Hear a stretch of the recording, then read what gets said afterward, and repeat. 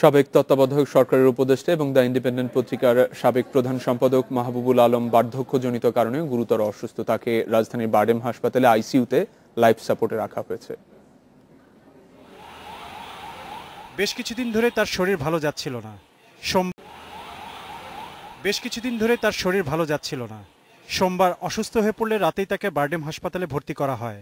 অবস্থার অবনতি হলে বুধবার তাকে আইসিইউতে নেওয়া হয়। পেটে একটু ফ্লুইড ছিল এবং শ্বাসকষ্ট হচ্ছিল, সেই কারণে ওনাকে নিয়ে আসা হলো। 2 দিন পরে ডাক্তাররা তাকে আইসিইউতে নিয়ে আসছে।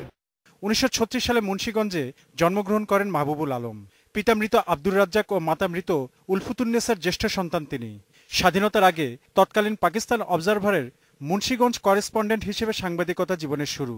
পরবর্তীতে ডন পত্রিকার ঢাকা ব্যুরো প্রধান, মর্নিং নিউজের যুগ্ম বার্তা সম্পাদক, বাংলাদেশ সংবাদ সংস্থা বাসসের প্রধান সম্পাদক এবং ইংরেজি দৈনিক ইন্ডিপেন্ডেন্টের সম্পাদক ও প্রকাশকের দায়িত্ব পালন করেছেন। এছাড়া যুক্তরাষ্ট্র ও যুক্তরাজ্যের প্রেস কাউন্সিলর, বাংলাদেশের পররাষ্ট্র মন্ত্রণালয়ের মহাপরিচালক হিসেবেও কাজ করেছেন তিনি। 2006 সালে তত্ত্বাবধায়ক সরকারের উপদেষ্টা হন তিনি।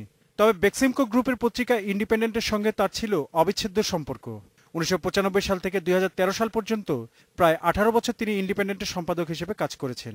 অসুস্থ মাহবুবুল আলমকে দেখতে যান বেক্সিমকো গ্রুপের vice chairman Salman F Rahman ও পরিচালক শায়ান এফ রহমান।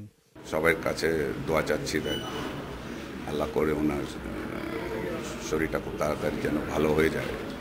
যদিও ডাক্তাররা বলতেছে খুবই সিরিয়াস অবস্থা আছে, তারপরেও আমরা আশা করি দেখি and is like I said আমাদের ফ্যামিলি মেম্বারের মতন।